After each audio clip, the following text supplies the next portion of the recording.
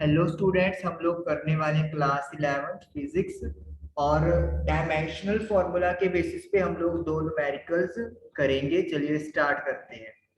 First question है centripetal formula F force.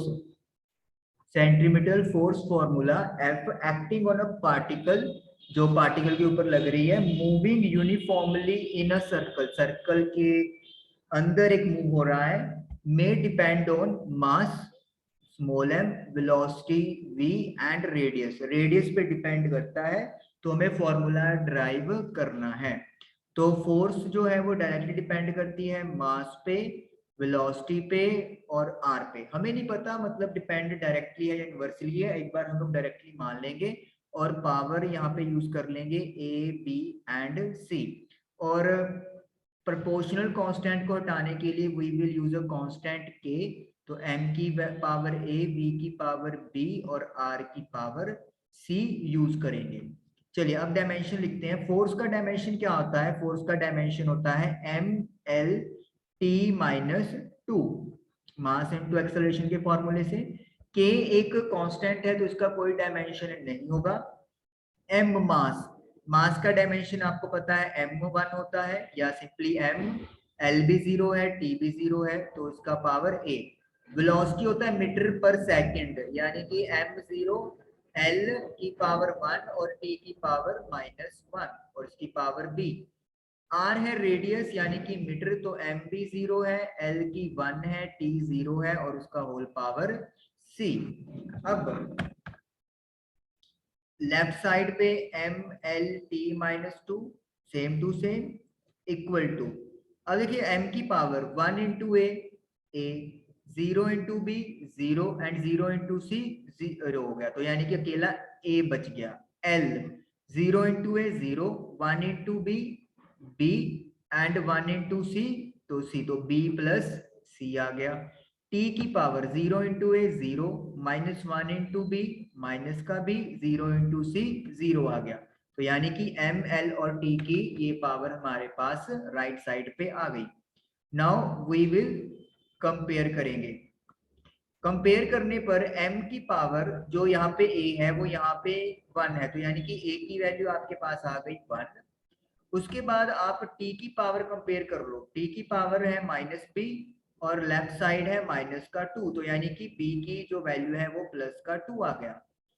l की power है b प्लस सी और इधर l की पावर है +1, तो b की जगह पर 2 पुट करेंगे तो c जो है वो आपके पास आएगा 1 -2, तो इट विल बी -1।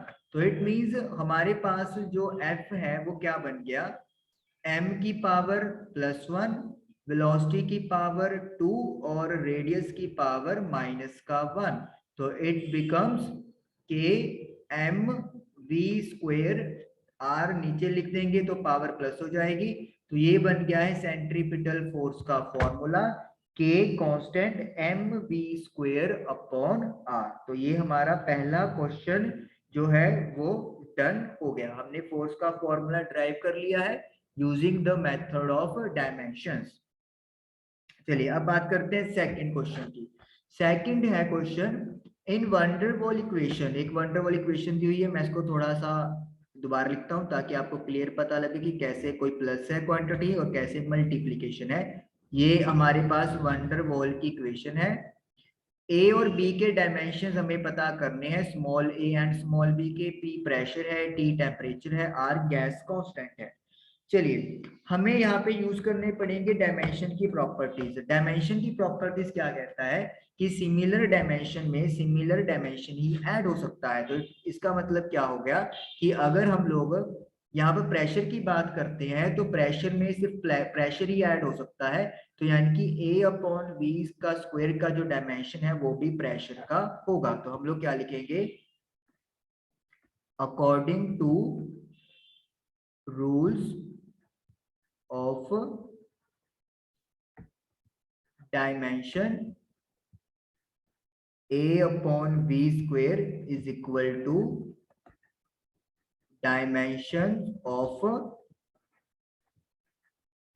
प्रेशर, या simply dimensions of of A upon V square is equal to dimension of pressure. तो पहले प्रेशर के डायमेंशन निकाल लेते हैं अपन। प्रेशर क्या होता है? Force upon area. फोर्स का डायमेंशन क्या है? MLT-2 और एरिया का डायमेंशन होता है मीटर स्क्वायर यानी कि L का स्क्वायर। तो एक L तो कट जाएगा, तो ये L ऊपर जाके माइनस का 1 हो जाएगा और T की पावर -2 हो जाएगा। नेक्स्ट इधर V है, V वॉल्यूम। वॉल्यूम क्या होता है? मीटर क्यूब यानी कि L का क्यूब डायमेंशन बन जाएगा।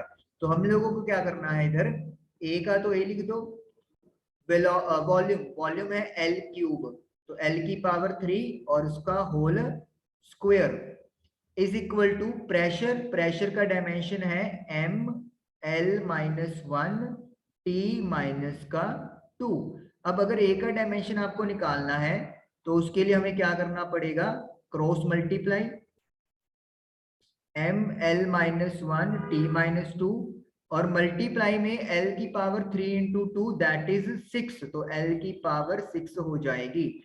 तो ये आपके पास बन जाएगा M की पावर 1, इधर L-1 प्लस 6 है तो ये बन जाएगा 5 और T की पावर -2। तो ये डायमेंशन आपके पास किसके आ गए? ये डायमेंशन आपके पास आ गए हैं, A के डायमेंशन आ गए हैं। तो इस तरीके से आप लोग देखते हो कि हमारा ये फर्स्ट जो सेकंड क्वेश्चन में जो A का डायमेंशन था वो डन हो गया।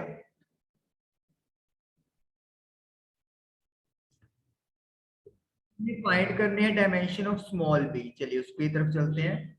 तो यहाँ पे भी सेम पहले तो लाइन यही लिखनी पड़ेगी, according to rules of dimension, और ये अपन क्लियर कर देते हैं क्योंकि ये हम लोग यूज कर चुके हैं।